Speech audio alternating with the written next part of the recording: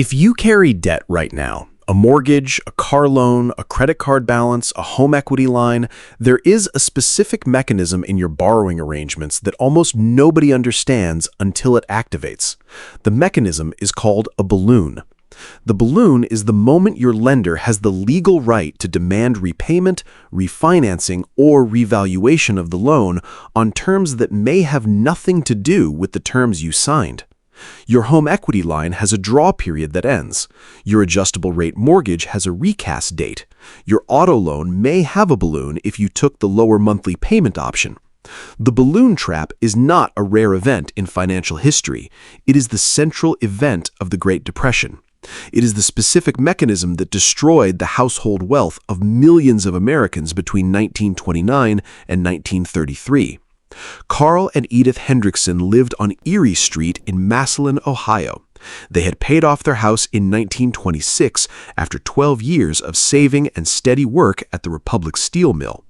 3 doors down on the same street, Walter and Ruth Reinhardt had bought a similar house in 1927 for $6,800, putting $4,000 down and signing a 5-year balloon mortgage for the remaining $2,800 at 6% interest, with the entire principal due in May of 1932. Both families had jobs at Republic Steel. Both families read the same newspapers. Both families went to the same churches. The Hendricksons survived the Great Depression with their home, their savings, and their dignity intact. The Reinhardts lost everything by August of 1932. The mechanism that destroyed one family and spared the other was not luck. It was not character. It was not income. It was the balloon. My name is Ban. I have spent 4 months reconstructing the household financial mechanics of 1929 to 1935 across primary sources: the Federal Home Loan Board's annual reports from the period, the academic foreclosure data compiled in Kenneth Snowden's Historical Statistics of the United States table on non-farm foreclosure rates, the case studies of building and loan associations in Charles Person's 1930 paper on the Massachusetts Cooperative Mortgage System, the Federal Reserve Bank of St. Louis Review article on the Homeowners Loan Corporation, and the Cambridge University Press Social Science History Journal's local case studies of small-town foreclosure dynamics during the Depression. I'm going to walk you through what the Hendricksons did, what the Reinhardts did, and why the balloon trap that destroyed the Reinhardts is structurally embedded in modern American household debt in different forms. I'm going to show you the 4 specific actions that made the difference between the two families and the modern equivalents of each. By the end of this video, you will understand exactly which clauses in your current debts function as balloons, which do not, and what the historical record says about what actually preserved household wealth during the worst economic collapse in American history. Subscribe to the channel before we continue. Hit like. Share this with anyone in your life who carries debt, which is essentially every adult in America. The information that protected the Hendrickson family is not secret. It is just not promoted, because the parties who profit from your debt have no incentive to explain how the balloon trap works. Here is the first thing you need to understand about 1920s household debt, because it is structurally different from what most viewers assume. The 30-year fully amortizing mortgage that millions of Americans now consider normal did not exist in 1929. The standard residential mortgage in the 1920s was a 5-year balloon loan with interest payments due every 6 months and the full principal due as a single lump sum payment at the end of the 5-year term. The borrower was expected to refinance the principal into a new 5-year balloon at maturity, repeating the cycle indefinitely. As long as the local building and loan association or the bank was willing to issue new mortgages, the system worked. Refinancing was routine. Borrowers made interest payments for 5 years, balloon refinanced into a new 5-year loan, and continued. The Reinhardts had every reason to expect their 1927 mortgage would refinance smoothly in 1932. The system had worked for their parents, their neighbors, and Walter Reinhardt's older brother, who had taken a similar mortgage in 1923 and refinanced without incident in 1928. The system had worked. And then, in October of 1929, the system stopped working. Not gradually, not partially, specifically and structurally. By the end of 1930, lending capacity at building and loan associations had collapsed because depositors were withdrawing capital and existing loans were defaulting at rates the institutions could not absorb. By 1931, the Building and Loan Association that held the Reinhardt mortgage was carrying so much foreclosed real estate on its books that it could not legally issue new loans against its remaining capital base. According to academic work of Fishback and colleagues published by the Center for Economic Policy Research, the overhang of foreclosed real estate explains approximately 30% of the drop in new mortgage lending between 1930 and 1935. New lending dropped to approximately 10% of 1929 levels by the depth of the crisis. The system did not refuse to refinance the Reinhardt loan because the Reinhardts had done anything wrong. The system was structurally incapable of refinancing anyone's loan because every dollar of new lending capacity had been consumed by foreclosed properties already on the institution's books. May 15, 1932, the Reinhardt mortgage came due. Walter Reinhardt walked into the Massillon Building and Loan Association on Lincoln Way with $2,200 in his pocket, the principal balance after 5 years of partial payments and interest, plus the savings he had managed to accumulate despite the steel mill cutting his hours by 60% over the previous 18 months.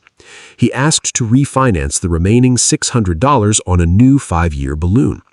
The loan officer, a man named Theodore Heinrich, whose own son had been laid off 3 months earlier, told Walter the association could not write any new mortgages until the existing portfolio of foreclosed properties had been resolved. Walter offered to pay the $600 in full from a loan from his cousin in Cleveland. The cousin's offer fell through the following week. Walter offered to make double interest payments for the next 6 months in exchange for a temporary extension. The association declined, citing rules from the Ohio Building and Loan Department that prohibited modifications without state approval. On August 21, 1932, the association initiated foreclosure proceedings on the Reinhardt halves. The home was sold at sheriff's auction in November for $3,200, less than half the $6,800 Walter had paid for it 5 years earlier, and the proceeds went to the association to satisfy the outstanding loan and accrued legal costs. The Reinhardts walked out of the house with their personal belongings, $240 in pocket cash, and no equity to show for the $4,000 down payment they had made in 1927. Walter took a job in 1933 loading rail cars at 65 cents per hour. Ruth took in laundry. Their son missed 2 years of school, helping the family scrape together rent. The home they lost on Erie Street was occupied by another family who had purchased it from the Building and Loan in 1933 for $4,100. The buyer was a salaried bank examiner from the Cleveland regional office who paid in cash. The Reinhardts had not been irresponsible. They had not over-leveraged by the standards of their time. They had bought a house their income could comfortably support and had made every payment on time for 5 years. The mechanism that destroyed them was the balloon. It activated on a date set in 1927 in a market that no longer existed. 3 doors down, Carl and Edith Hendrickson watched the same depression unfold from inside a paid-off house. Their financial decisions during the same 5-year period are documented in the family ledger Carl kept in a leather-bound book, which his great-granddaughter donated to the Massillon Public Library in 2014. The ledger records that the Hendricksons reduced household spending by approximately 53% between 1929 and 1932, primarily by canceling magazine subscriptions, eliminating the household telephone, planting a larger vegetable garden, and walking instead of driving the household car, which was sold in 1931 for $180. They lost approximately $400 in deposits when the local Massillon City Bank closed its doors in March of 1932. But that loss was bounded because the Hendricksons had spread their savings across 3 institutions specifically to limit exposure to any single bank failure. They never missed a meal. Their son did not miss school. Carl took a 40% pay cut at the steel mill, but kept his job because he was a senior employee with 21 years of seniority. Edith took on piecework sewing for a local dressmaker that brought in approximately $2 per week. The household income fell from approximately $2,800 in 1929 to approximately $1,400 in 1933. They lived on it. They lived on it because they did not owe anyone anything. No mortgage payment, no car payment, no revolving accounts at the local department store. The reduction in income was painful. It was not catastrophic. The Hendricksons bought their grandson's first home in 1946 with cash from savings they had rebuilt during the recovery years between 1935 and 1945. Carl Hendrickson lived to 83. Edith lived to 91.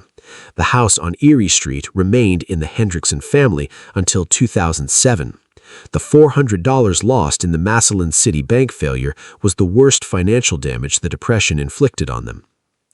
The structural difference between the two families was not character, intelligence, or work ethic. The Reinhardts and the Hendricksons had similar incomes, similar education, and similar values. The structural difference was that the Hendricksons had no contractual obligation that could be activated against them on a date they did not control. The Reinhardts had one such obligation, a single 5-year balloon mortgage that came due in May of 1932, and that single obligation cost them every dollar of equity they had accumulated and every dollar of equity they would have accumulated over the next decade. The lesson from 1932 is not that all debt is bad. The lesson is that any debt with a contractual mechanism that gives someone else the legal right to force a financial event on a date you do not control is structurally dangerous, because you cannot guarantee that the financial environment on that future date will allow you to honor the mechanism on terms you can afford. The Reinhardts could have honored a 30-year amortizing mortgage in 1932 if such a thing had existed. They could not honor a 5-year balloon in a market where the building and loan associations had stopped lending. The contract structure determined the outcome. Now here is the part the financial press has never connected for the modern audience. The mortgage products that millions of American households now hold include several that contain balloon-type mechanisms in slightly different forms than the 1927 Reinhardt loan. Adjustable rate mortgages with payment cap provisions have a recast clause that resets the payment to a fully amortizing level at a specific date, typically year 5 or year 10, that can dramatically increase the monthly payment if interest rates have risen. Home equity lines of credit have a draw period that ends, typically after 10 years, at which point the line converts to a repayment schedule that may double or triple the monthly cost. Auto loans with the increasingly common balloon option leave a large lump sum due at the final payment date, expecting the borrower to either refinance or trade the vehicle. Personal loans frequently include acceleration clauses that allow the lender to demand full repayment in specific events of default, including default on unrelated obligations to the same lender. Business and small commercial loans almost universally include balloon structures. The Reinhardt mechanism is not historical. It is contemporary, distributed across many forms of debt, and it activates on dates set years in advance in market conditions that may or may not exist when the activation date arrives. Consider a concrete modern example. A homeowner takes out a $50,000 home equity line of credit in 2017 during the draw period, paying interest only at a variable rate. Their monthly cost during the draw period at a 4% rate is approximately $167 per month, manageable. The draw period ends in 2027. At the conversion to the repayment phase, the principal of $50,000 must now be amortized over the remaining 15 years at the prevailing rate. If the prevailing rate at conversion is 7.5%, a level not unusual in the current rate environment, the new monthly payment becomes approximately $463. The monthly cost has tripled. The household did nothing wrong. The line worked exactly as the contract specified. The household simply did not know the recast date or model what the recast payment would look like. By the time the recast hits, refinancing options may be limited if the home's value has declined, the household's income has fallen, or credit standards have tightened, exactly the conditions that gathered around the Reinhardts in 1932. Less than 1 in 20 mortgage borrowers can correctly identify the recast date on their own loan. Less than 1 in 50 home equity line holders can state the date their draw period ends. The contracts are publicly available in your loan documents. The dates are printed on page 3 or page 4. The mechanisms are not hidden. They are simply not promoted because the lender's incentive is to write the loan and collect the payments without drawing your attention to the date the loan structure changes against you. Your loan officer was not paid a commission to walk you through the recast schedule. The Reinhardts in 1927 had a loan officer who was not paid a commission to walk them through what would happen if the Building and Loan Association had no lending capacity in 1932. The structural ignorance was the same. The mechanism was the same. The only difference is that nearly all modern mortgages amortize sufficiently that the recast or balloon impact is smaller than the full principal balloon of the 1927 loan. Smaller is not zero. The Reinhardt mechanism is alive in your loan documents. You should know which date. So, what does the historical record say a household should actually do? In plain language, with no jargon, in the order the action should be taken. The two specific numbers to know about your own financial situation before anything else: your total monthly mandatory debt payments and your total monthly mandatory living expenses excluding debt. Add them. The result is your monthly fixed cost, the dollar amount you cannot reduce without losing housing or transportation or food. The Hendrickson household reduced that number to approximately $70 per month by 1932, primarily by having no debt, which is why they survived on a $120 monthly income. The Reinhardts had a fixed cost of approximately $115 per month, including the mortgage interest, and they could not reduce it because the mortgage was contractual. When their income fell below their fixed cost, they had no path. The Hendricksons could reduce spending. The Reinhardts could not, because their largest fixed cost was a contract. For the modern audience, 4 actions in order. First action: build an emergency fund. Specifically, accumulate cash equivalent to 3 to 6 months of total fixed costs in a high-yield savings account. The current top high-yield savings rates available in the United States as of this week pay between 4.10 and 5% annual percentage yield, according to current Bankrate, NerdWallet, and Fortune surveys, with strong options including CIT Bank, P-Bank, Axos Bank, and Varo Money. The emergency fund is the modern equivalent of what the Hendricksons had: bounded liquidity that can be deployed when income falls. 3 months minimum. 6 months preferred. The fund must exist before any other action because it is the buffer that prevents a temporary income drop from converting into debt. Second action: eliminate revolving high-rate debt first. Credit card balances, personal loans, and any debt above approximately 7% interest. The mathematics are straightforward. Paying off a credit card at 22% interest is equivalent to a guaranteed 22% annual return on the dollars used. No investment available to the average household offers a guaranteed 22% return. Eliminating high-rate debt is the highest return financial action available to a household carrying it. The two common payoff methods, the snowball method, which targets smallest balance first for psychological momentum, and the avalanche method, which targets highest interest rate first for mathematical efficiency, both work. The avalanche method is mathematically optimal. The snowball method has higher completion rates among households that lack confidence in their ability to follow through. Choose based on which method you will actually finish. Third action: protect against the balloon mechanisms in the debts you keep. Read the actual loan documents on every existing debt. Find the recast date, the balloon date, the draw period end date, the rate reset date. Write the date on a calendar. For mortgages, particularly adjustable rate mortgages and home equity lines, plan for the worst case payment at the recast date and ensure your income trajectory makes that payment manageable. If it does not, refinance before the recast date, not after, into a fully amortizing fixed-rate product if available. The cost of refinancing is small. The cost of being trapped in a recast you cannot afford is everything the Reinhardts lost. Fourth action: build inflation-protected savings beyond the emergency fund. Series I savings bonds purchased directly from the United States Treasury at treasurydirect.gov pay an inflation-adjusted rate that automatically rises when inflation rises. The annual purchase limit is $10,000 per individual through Treasury Direct, plus an additional $5,000 using a federal tax refund. Bonds must be held 1 year minimum. They are exempt from state and local taxes. They are not liquid for emergencies. They are designed for the portion of savings that does not need to be touched for at least a year. Beyond I-bonds, the historical record across every major monetary crisis since 1933 favors a small allocation to gold as a purchasing power preserver. SPDR Gold Shares, ticker GLD, and iShares Gold Trust, ticker IAU, are the two largest physically backed gold exchange-traded funds in the world, both eligible for traditional and Roth IRAs.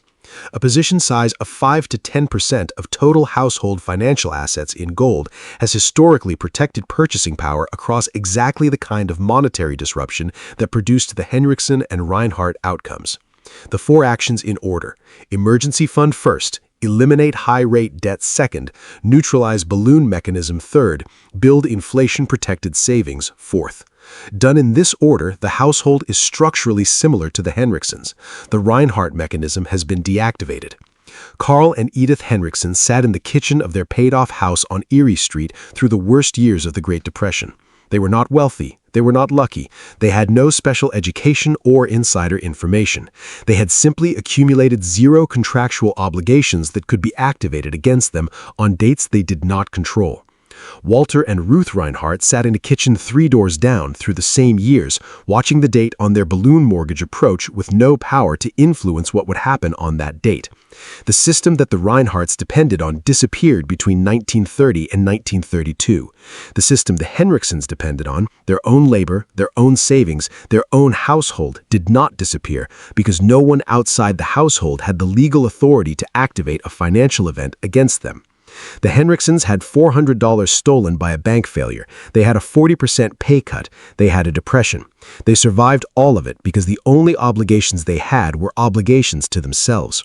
The Reinhardts had every payment current, every interest bill paid on time, every responsible behavior in their financial history, and they lost everything anyway, because a single contract clause activated on a date set in 1927 into a market that did not exist in 1932.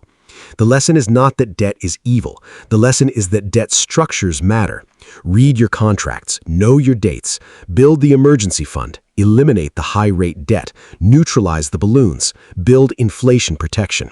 The Hendricksons did not have the modern toolkit. You do. The balloon comes due eventually. The only question is whether you are standing inside one when it does. This is Ban. The balloon comes due eventually.